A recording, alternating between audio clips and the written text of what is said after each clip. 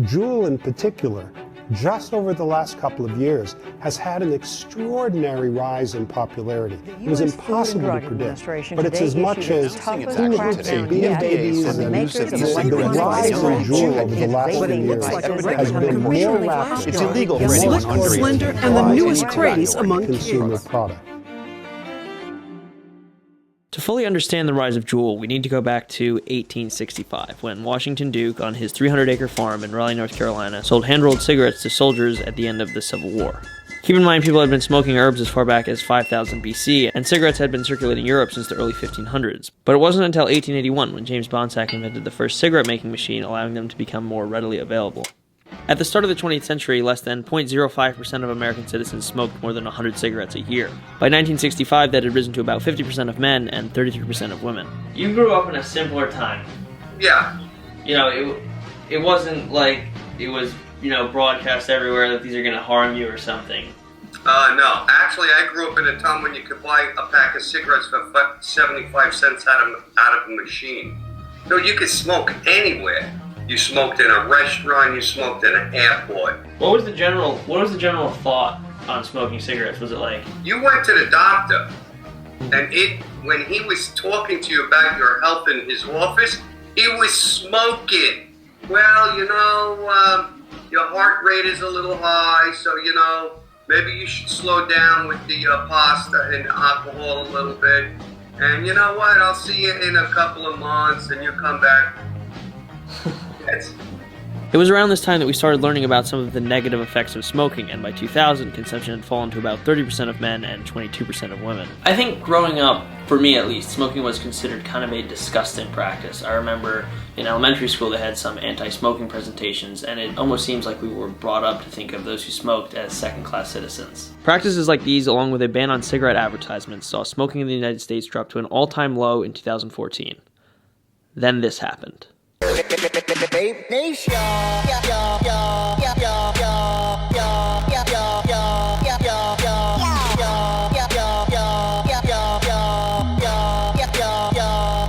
E-cigarettes weren't exactly new. The first one was invented by Herbert A. Gilbert in 1963, but now, with the help of the internet, it quickly caught on. But there was a problem. Vape mods are huge lightsaber-looking things that aren't exactly the easiest to use, so in order to reach the masses, they needed to evolve. The Juul, along with a whole slew of other pocket-sized vaporizers, have dominated the market, and it's easy to see why, even being called the iPhone of e-cigs by multiple publications. The Juul is simple. A battery heats up a metal rod, vaporizing the formula, which is then inhaled through the mouthpiece. When you run out of juice, you just replace the pot. There's no wick, no external battery. You don't even have to manually refill anything. It just snaps in and snaps out. This is what's really made them so successful, especially among young people like me who grew up in the tech age. Smoking stinks and is proven to give you cancer. Juul smells fruity and hasn't been around long enough for us to know the long-term health effects. Juul actually delivers more nicotine to your brain than traditional cigarettes. They contain twice the concentration of nicotine compared to cigarettes and other vape pens. And because of this, it's currently under investigation by the FDA. The other side of this FDA investigation is the allegations that they are marketing to teens. Juul says they are an alternative to smoking. Their older advertisements harken back to cigarette ads from the 1950s, portraying it as something casual and happy, a way to relieve stress. Along with tobacco, Juul also sells a variety of flavors, such as mango, cucumber, mint, and creme brulee. They also have limited edition colors and an affiliate program. Do you think that they're marketing to minors? 100%. Yeah, they are. Because, let's put it this way, right? One of their most popular flavors is probably mango. Okay, my dad, who's an actual smoker, who's interested in quitting smoking, I think, he ain't trying to smoke a mango. They don't even promote the other flavors that much. They had a cucumber flavor come out. Who do you think that's marketing to?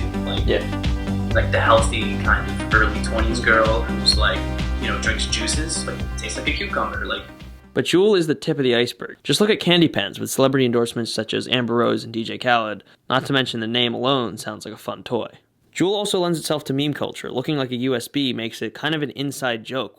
Look, we understand the same joke. That's why memes are so obscure, so that you feel like, oh, I get it. Other people probably don't get it, but I get it. Not to mention the viral videos that brought it mainstream. Today, I'm on a mission to rip the fattest vape. So I'm headed down to my favorite smoke shop in New York City to vape up.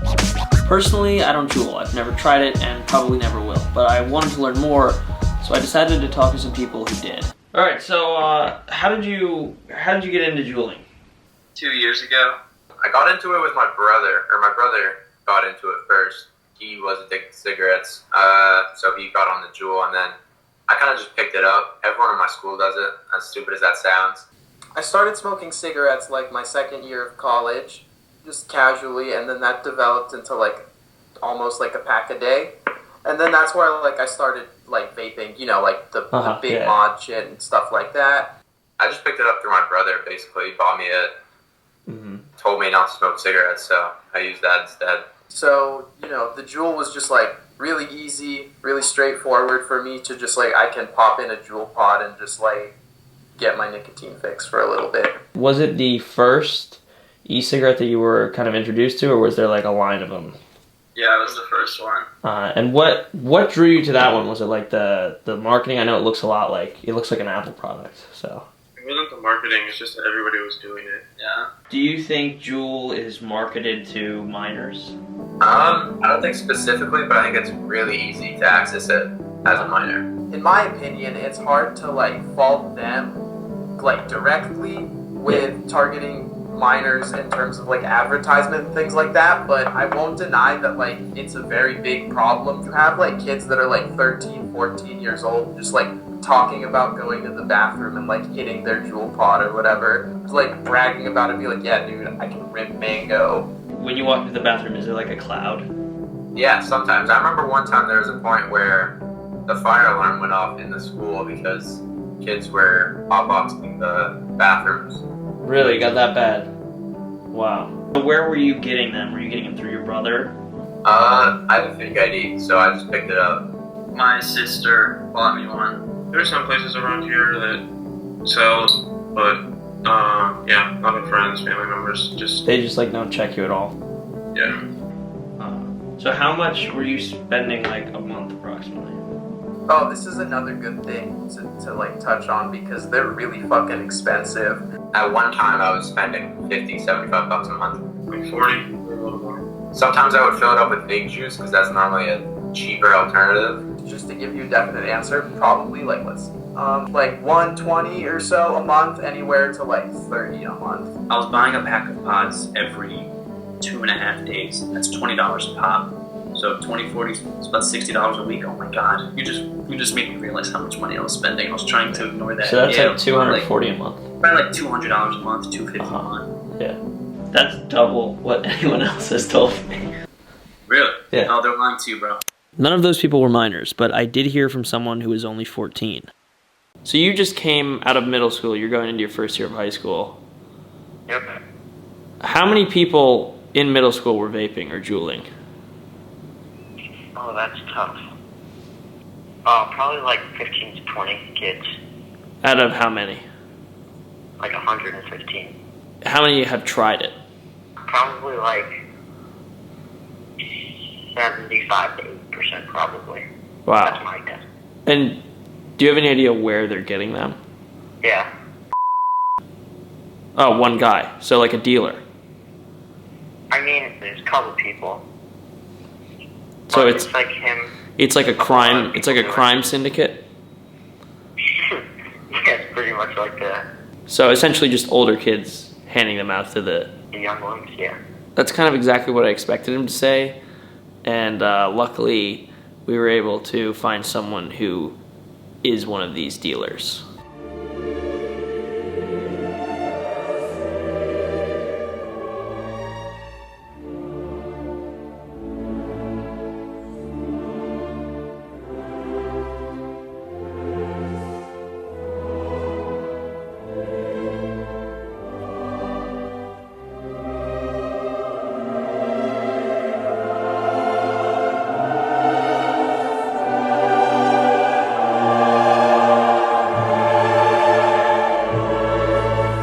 How'd you get into selling the Juuls? While in school, see a bunch of kids just hitting the Juul in the bathroom, came and go take a piss. I'm like, you know what, I might make some money off of this.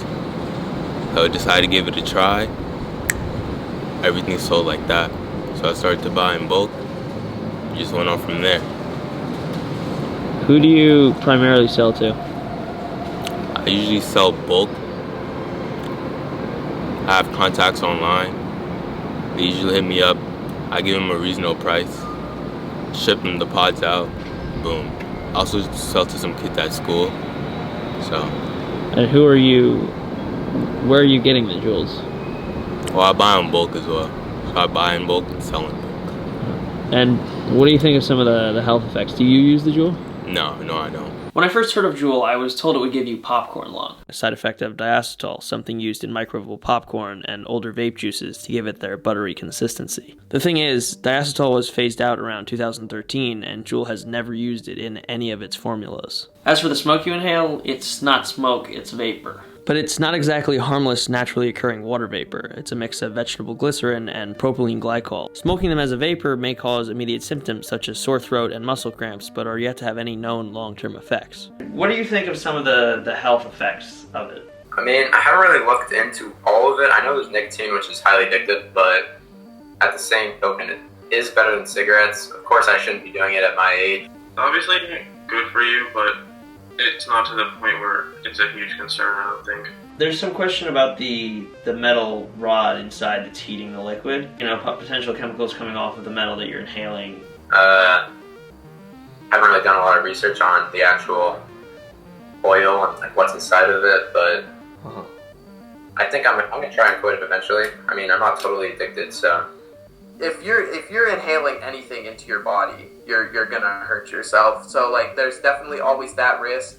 Vaping is more of like what's the harm reduction? If like, you know, instead of, you know, burning this combustible cigarette, I'll smoke this Juul instead. But like, you know, I only have anecdotal evidence of myself, but like, I can tell you that like, for me at least, like the Juul is pretty harsh, and like it hurts me like a lot more than just like a normal vape would, in my opinion. I think a great way to visualize this is a YouTube video by Chris Notap showing the effects of vaping on the lungs. Comparing this to his video on cigarettes, it couldn't be more clear. If we try to put a figure on the relative risk of electronic cigarettes compared with smoking, my view is that it's going to be well under 5% of the risk, possibly slightly more for cardiovascular disease, but substantially less for chronic obstructive pulmonary disease and lung cancer.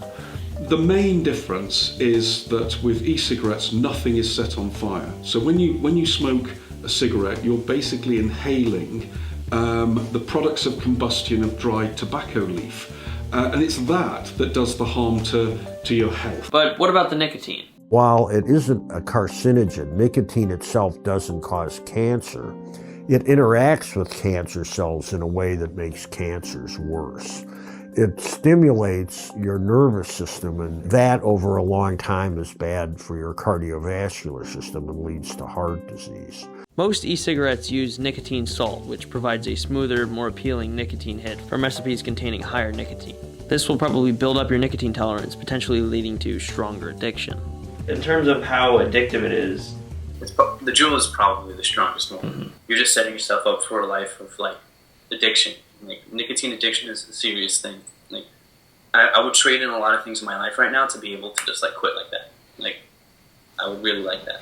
Nicotine, along with being linked to stalling brain development in children and young adults, can lead to some serious side effects if you try to quit, such as sense of emptiness, anxiety, depression, moodiness, irritability, and difficulty focusing or paying attention. Nothing of serious physical health concern, but as mental health becomes of greater and greater debate, this is something to keep in mind. Where their safety lies relative to not using anything is much harder to place. Inhaling a vapor many times a day for decades is unlikely to come without some sort of adverse effect, and time will tell what that will be. It will be better avoided, but from the smoker's perspective, it is a far better bet than carrying on smoking tobacco. Going into this whole thing, I thought of juuling as kind of being the equivalent to smoking, and this is no coincidence. Big Tobacco wants you to think that. After all, every time someone switches to e-cigs, it's just money out of their pocket. Yes, they are healthier than regular cigarettes, but I don't think health is a word we should use to describe it. If you already smoke, they'll probably help you satisfy some of that craving, and it's undoubtedly better for you, but if you don't smoke, there's really no reason to start. There could potentially be long-term health effects that we just don't know about, and like I said before, inhaling anything other than fresh, clean air, definitely not good for you. Anyway, I've been Ari Cagan, and as always, thanks for watching.